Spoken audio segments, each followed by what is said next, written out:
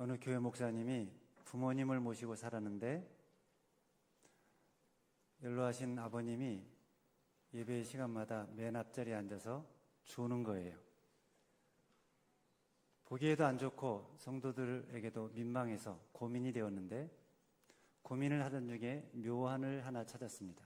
그것은 자기 어린아이들을 시켜서 어린아이들이 할아버지 옆에 있다가 할아버지가 졸면 깨워드리는 거예요. 그러면 10,000원씩 주겠다고 그랬습니다. 주일이 되었어요.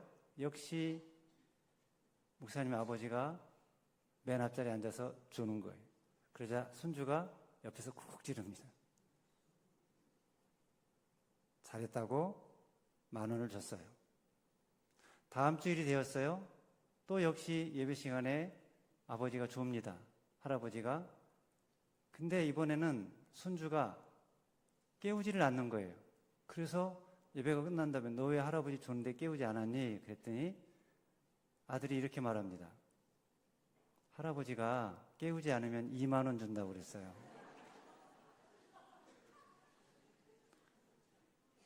아마 여러분들 중에도 간혹 예배 시간에 주는 때가 있죠.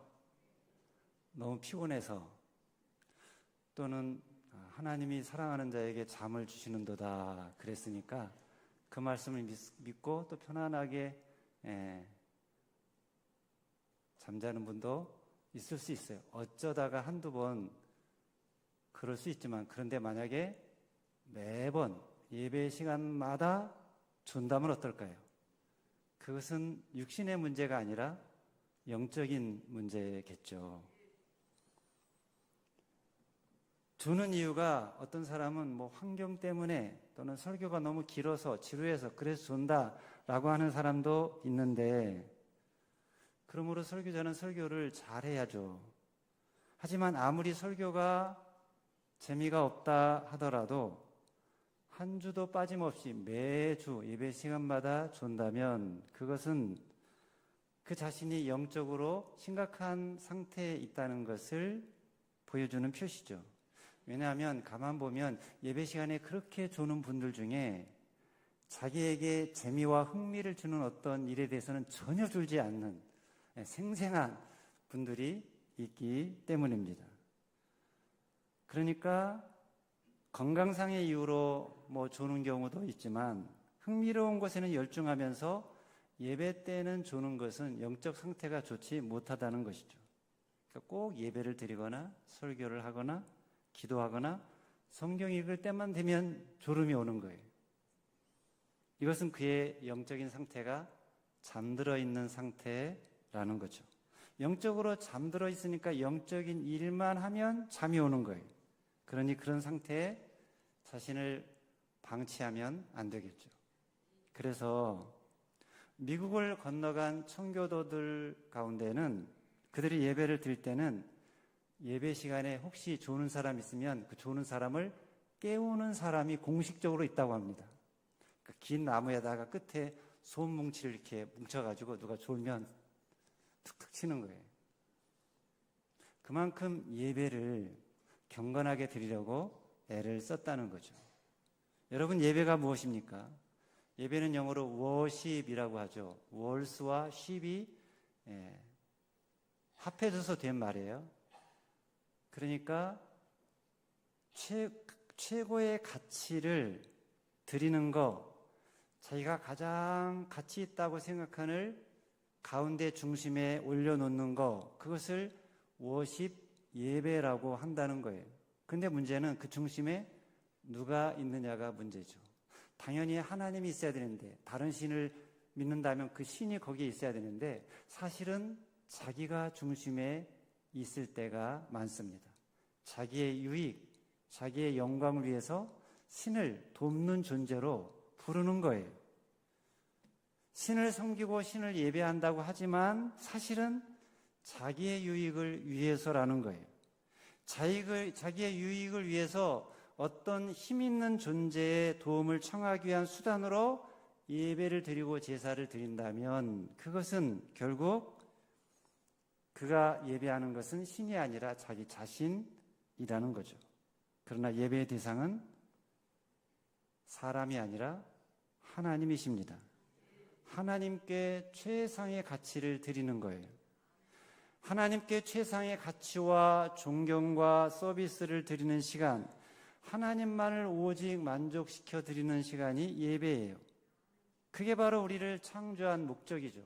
하나님은 우리를 창조한 것은 하나님을 가장 가치 있는 자리에 올려드리고 그분께 전적으로 순종하며 그분께 영광을 드리고 그분을 찬양하는 자로, 그분을 예배하는 자로 살라고 지어진 거예요.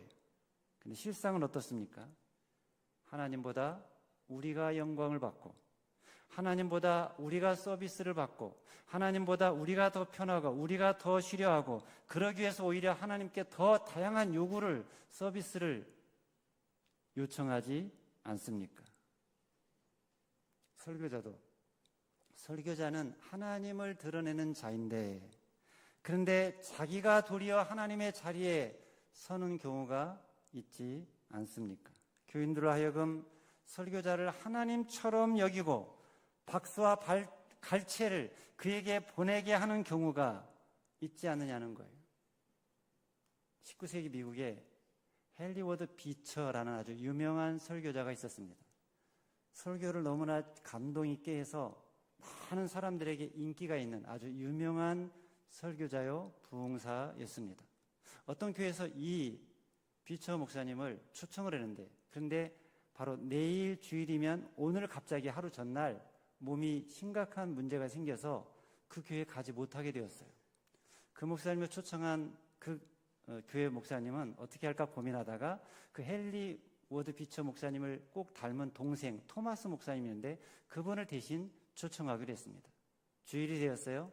예배가 은혜롭게 잘 진행이 되는데 담임 목사님이 나와서 이야기를 합니다. 초청한 헨리 목사님이 못 오시게 되었다고. 대신 헨리 목사님을 꼭 닮은 토마스 목사님이 오셨다고 토마스 목사님을 소개를 했어요. 자, 그러자 어떤 일이 일어났느냐. 성도들 가운데 갑자기 그 자리에서 일어나서 예배당을 나가는 사람들이 생겼어요. 토마스 목사님이 강단에 등단해서 자기 형님이 병으로 이곳에 오지 못한 것을 대신 사과드린다면서 설교에 앞서 특별한 광고를 하나 드리고 싶다면서 이렇게 말했습니다. 지금 일어나서 나간 분들 말고 지금 이 자리에 앉아 계신 여러분들 중에 헨리 워드 비처를 예배하기 위해서 오신 분들이 체면 때문에 이곳에 앉아 계시다면 지금 일어나서 나가셔도 됩니다. 우리는 헨리 워드 비처가 아닌 하나님을 예배하기 위해서 이 자리에 모였습니다. 장례는 갑자기 조용해졌고 그날 예배에는 성령님의 특별한 은혜가 넘쳤다고 합니다. 그때만 아니라 오늘 우리도 이 자리에 온 것은 하나님을 예배하기 위해서입니다. 그런데 주일날 교회에 나오는 이유가, 예배당에 나오는 이유가 어떤 특정한 목사님의 설교를 듣기 위해서 나오는 사람들이 있다는 거예요. 좋은 설교, 재미있는 설교, 감동 있는 설교를 하는 설교자를 보기 위해서 오는 경우가 있다는 거예요. 그래서 어떤 설교자는 너무나 사람들에게 인기가 많아서 너무나 유명해져서 마치 하나님처럼 여겨져서 마치 그가 예배를 받는 것 같기도 합니다. 물론 설교자가 중요하죠. 설교가 예배의 중요한 한 요소이기 때문이에요. 그러나 분명히 기억할 것은 설교 자체가 예배는 아니라는 거예요. 설교자가 하나님을 대신해서 하나님의 자리에 선다면 그것은 주객이 완전히 전도된 거죠. 예배자가 설교자를 보고 예배에 나온다면, 그런 예배의식에 젖어 있다면 그럼 하나님은 더 이상 영광을 받지 못하실 것이기 때문입니다. 우리가 예배당에 온 것은 하나님을 예배하기 위해서 온 것입니다. 우리가 예배해야 할 대상은, 우리가 주목해야 될 대상은 오직 하나님이라는 거예요. 우리가 언제 어디서 무엇을 하든 설교를 하든 찬양을 하든 기도를 하든 어떤 봉사를 하고 헌신을 하든 무엇을 하든 그것을 하는 그 마음 중심이 하나님을 향해 있어야 한다는 거예요. 그래서 하나님이 보여지고 하나님이 느껴져야 됩니다. 그러지를 않고 하나님이 보이지 않고 어떤 사람이 보인다면, 사람이 중심에 있다면, 사람의 욕구가, 사람의 바람이, 사람의 기대가 중심에 있다면 그것은 참 예배가 아니라는 거죠. 기도를 하는데도 순전히 자기 욕구 충족을 위해서 기도하고, 설교도 그 욕구를 충족시켜주는 설교를 하고, 그래서 자기 마음에 맞는 설교, 자기에게 위안을 주는 설교를 하면, 그러면 그 설교 참 좋다, 그 예배가 참 좋은 예배다 라고 여긴다면, 또 찬양을 할 때도 솔리스트들이 직업적으로 연주를 하듯이 찬양을 한다면, 하나님께 올려드리는 찬양이 아니라 사람들에게 보이기 위해서 연주하듯이 찬양을 한다면 그것은 예배의 본질에서 벗어난 예배라는 거예요. 왜냐하면 아무리 예배의 프로그램이 정교하게 잘 짜여져 있고, 아무리 아름다운 찬양의 선율이 있고, 사람들의 기쁨이 즐거움이 그곳에 있다고 해도 하나님이 없고 사람들의 생각과 감정과 의지만 있다면, 진리의 말씀 대신에 성공과 번영과 그런 세상의 이야기나 세상의 가치 철학이 선포되고 있다면 그것은 참 예배가 아니기 때문입니다. 참 예배는 뭔가? 오늘 본문 요한복음 4장 23절 24절 말씀을 다시 한번 읽겠습니다. 시작. 아버지께 참되게 예배하는 자들은 영과 진리로 예배할 때가 오나니 곧 이때라. 아버지께서는 자기에게 이렇게 예배하는 자들을 찾으시느니라. 하나님은 영이시니 예배하는 자가 영과 진리로 예배할지니라. 이 말씀은 예수님이 수가성 여인과 대화하는 중에 하신 말씀이죠.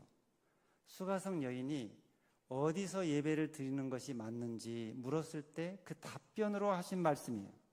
20절 말씀을 보면 수가성 여인이 뭐라고 그랬습니까? 우리 조상들은 이 산에서 예배하였는데 당신들의 말은 예배할 곳이 예루살렘에 있다 하더이다. 수가성 여인이 말한 이 산은 그리심산을 가리키는데요. 자, 그리심산이 어디에 있는지 지도를 한번 볼까요? 예, 지도 저 가운데 사마리아라고 써 있죠. 사마리아 영어로도 써 있고요. 그리고 그 바로 밑에 보면 그리심산이 써 있죠. 예.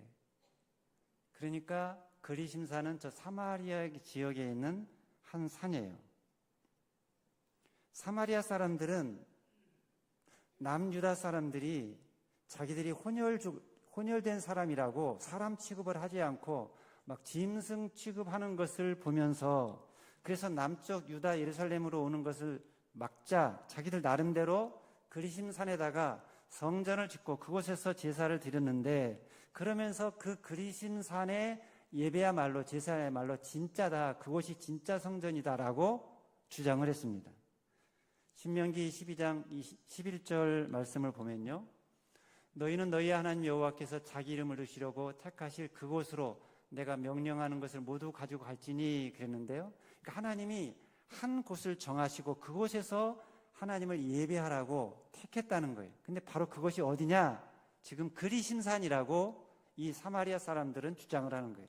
남유다 사람들은 예루살렘이라고 하는데 아니다, 그리심산이 맞다라고 주장을 하는데, 그 주장이 전혀 근거가 없는 것이 아니라 배경이 있어요.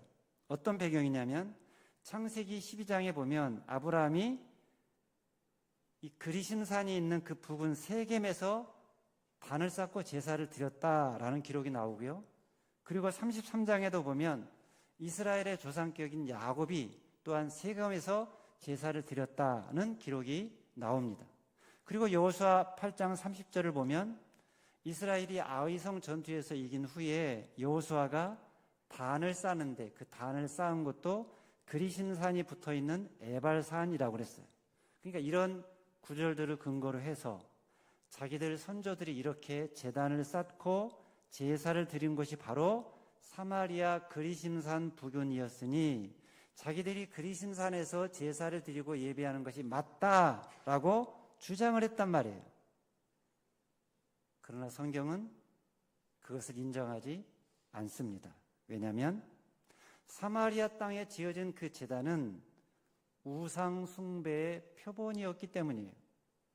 열왕기상 12장에 보면 솔로몬의 신하였던 여로보암이 어떤 일을 하냐면 솔로몬이 성전을 짓느라고 많은 건축을 하느라고 사람들에게 많은 세금을 거두고 중노동을 시킴으로 이스라엘 사람들에게 그런 것에 대한 불만을 막 부추겨서 유다 지파와 베냐민 지파를 뺀 나머지 10지파를 규합해서 북쪽에 따로 북이스라엘을 세웠는데요. 그런데 북이스라엘 사람들이 제사를 드리기 위해서 남쪽에 있는 예루살렘으로 드나드는 것을 못마땅하게 여겨서 여로보암이 어떻게 했느냐, 북이스라엘 땅인 베델과 단에다가 금송아지를 만들어 놓고 이것이 신이다, 이것이 너희를 애굽 땅에서 올려낸 너희의 신이다 라고 부르게 했어요. 여러분, 이 말은 누가 어디서 한 말입니까? 시내산에서. 모세가 시내산 위에서 하나님을 대면하고 있을 때 시내산 밑에서 이스라엘 백성들이 한 말이죠. 금송아지를 만들어 놓고 이게 여호와 하나님이다, 너희를 애굽에서 올려낸 신이다 라고 부른 거잖아요. 자, 그러니까 여로보암이 북쪽에 베델과 단에다가 금송아지를 맡고 제단을 쌓고 거기서 예배를 드린 것은 뭐였다는 거예요? 우상 숭배였다는 거예요. 우상 숭배의 전철을 밟고 있는 제단이었다는 거예요. 그래서 그 산은 하나님을 예배하는 장소로 적합하지 않다는 거예요. 그래서 주님께서 이 산은 아니다, 그리심산은 아니다, 그런 거예요. 자, 그렇다면 뭐가 맞다는 것입니까? 예루살렘이. 그런데 오늘 본문에 보면 21절에 보면 뭐라고 그랬습니까?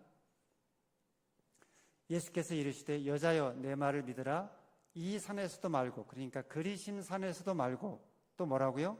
예루살렘에서도 말고 그랬어요. 왜 이렇게 말씀하셨을까요?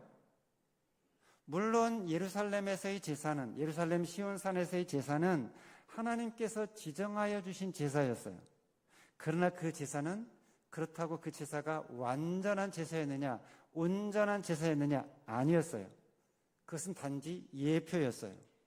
진정한 제사, 진정한 제물, 진정한 제사장이신 예수님, 그 예수님으로 말미암아 얻게 될 구원을 예표하는 것이었어요. 그러니 이스라엘은 그 제사를 통해서 자기들에게 하나님의 은혜가 절실하게 필요한 것을 깨닫고 그 은혜를 추구해야 되는데, 그 은혜를 주실 예수를 바라보고 그 예수를 기다려야 되는데, 그런데 그게 아니라 율법과 제사를 통해서, 그러니까 자기들이 하는 그 종교 행위를 통해서 의를 쌓고 그것으로 구원을 얻으려고 했다는 거예요.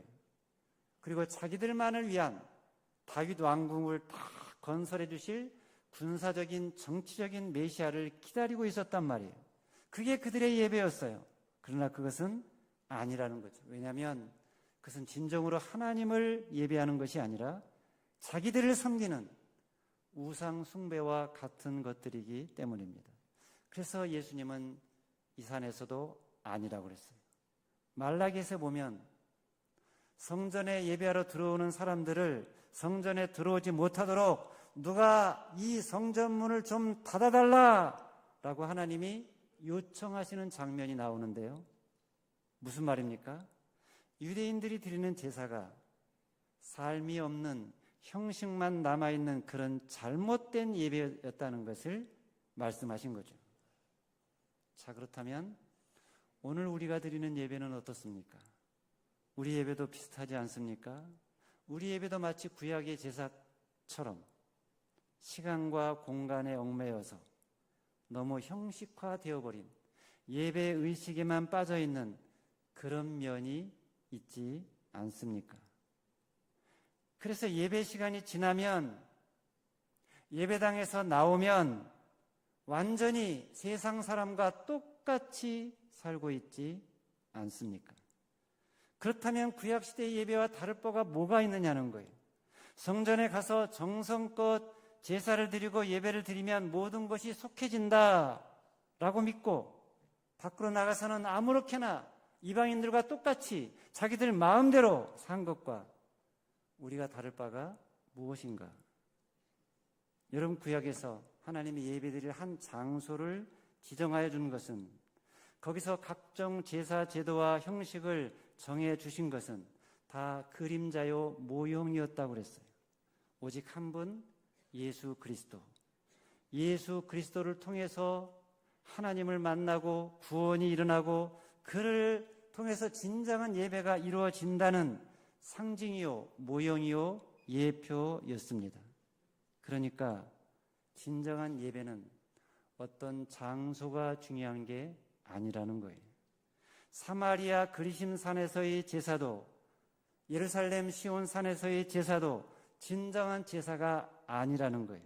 참 예배는 장소나 방법에 의해서 드려지는 것이 아니라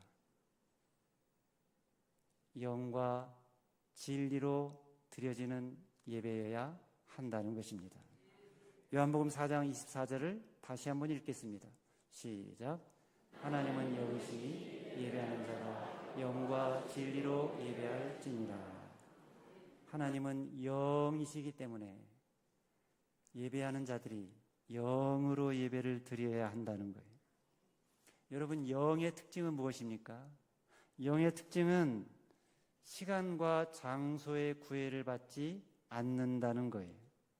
하나님도 영이시기 때문에 어떤 시간과 장소의 제한을 받지 않으신다는 것입니다.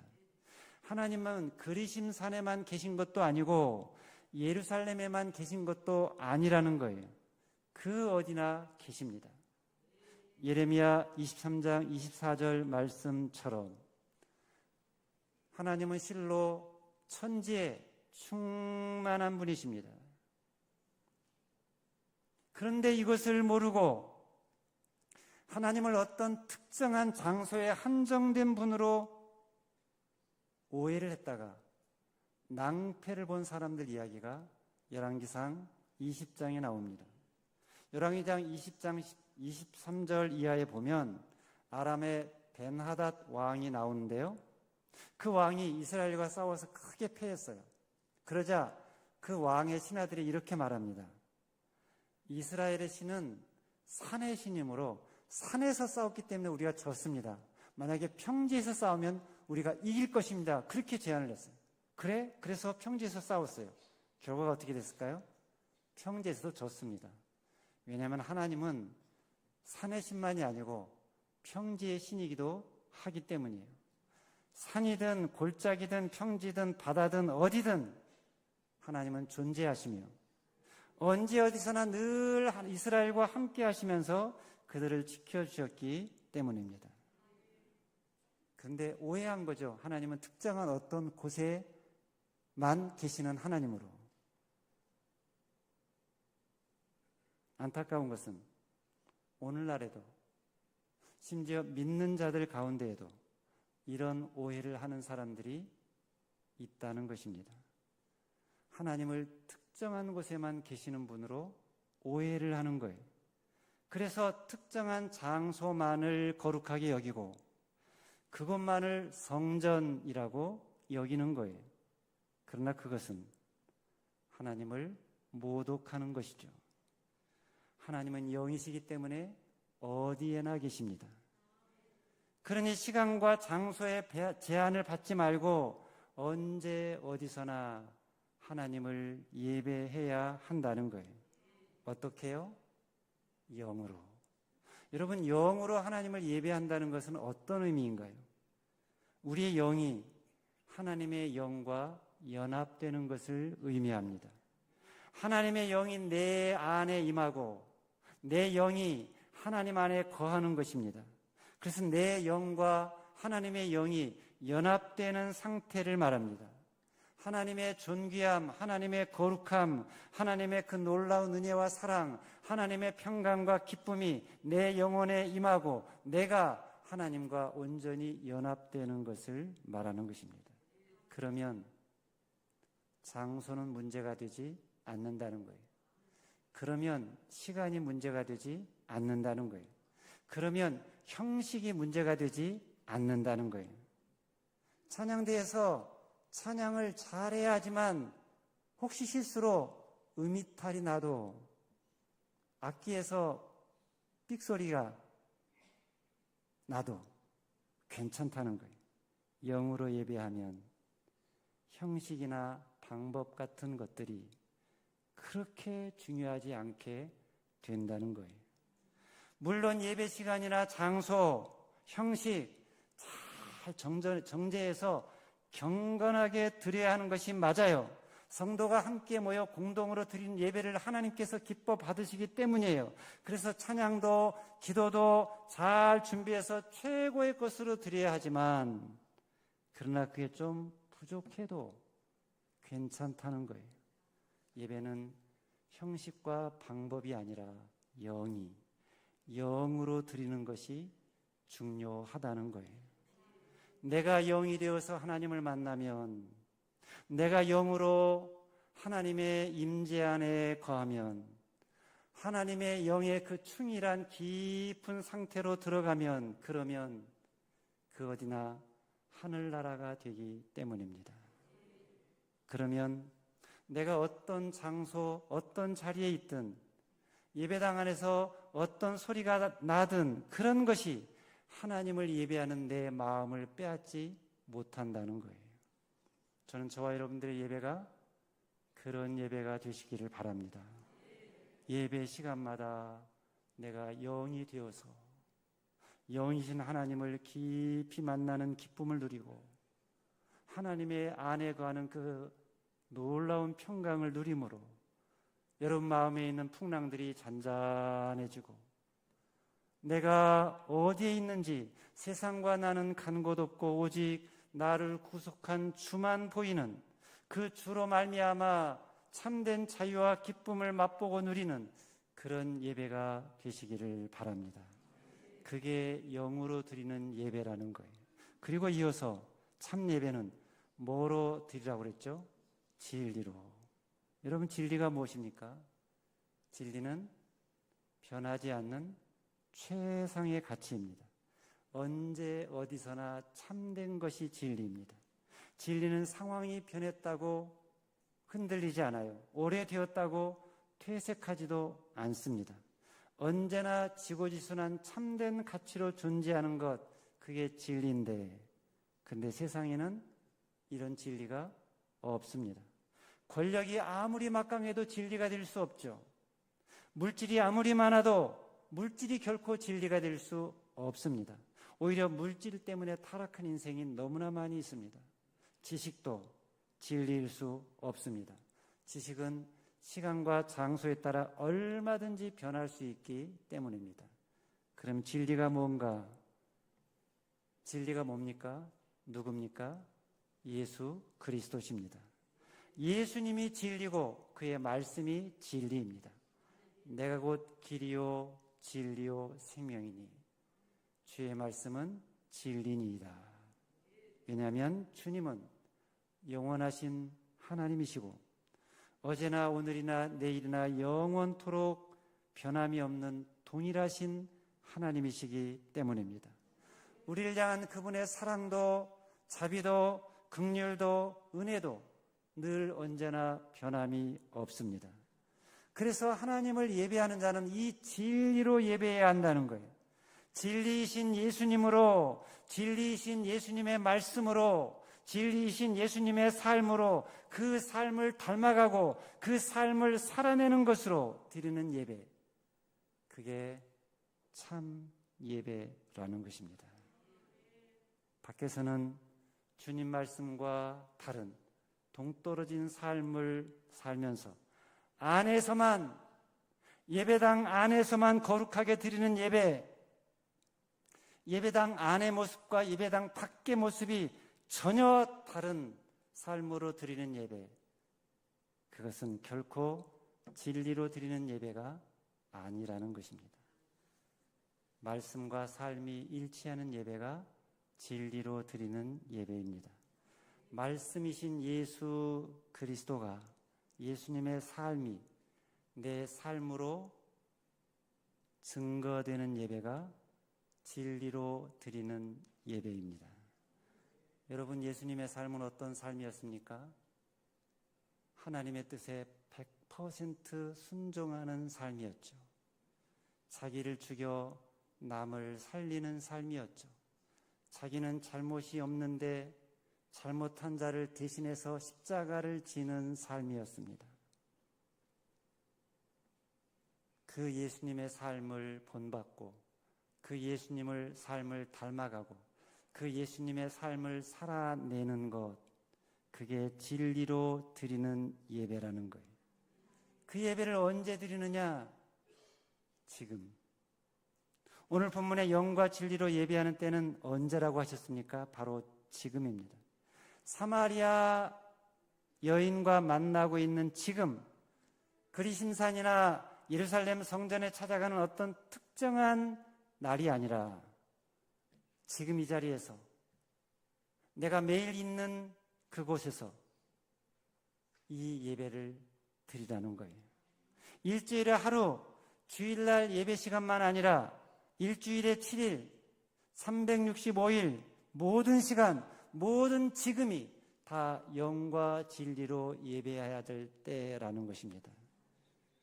언제 어디서든 지금 내 앞에 있는 자가 누구든, 내가 어떤 상황에 있든 하나님의 영이 보여주는 진리 그대로 사랑하고 섬기는 삶으로 드리는 예배, 그 예배가 바로 영과 진리로 드리는 예배라는 것입니다. 일주일에 하루를 구별해서 정성껏 드리는 예배가 물론 중요하지만 그때만 아니라 그 구별된 하루, 그 구별된 특별한 공간의 예배를 넘어서 일상으로, 모든 공간으로, 모든 시간으로 나아가라는 것입니다. 주일에 드리는 예배가 영과 진리로 드리는 참된 예배라면 그 예배가, 그때 받은 예배의 감격이, 감동이 내일도, 월요일도, 토요일까지 모든 날로 확대가 되지 않겠습니까? 그래서 매일매일 일상이 예배가 되는 사람, 바로 그 사람이 하나님이 찾으시는 예배자라는 것입니다.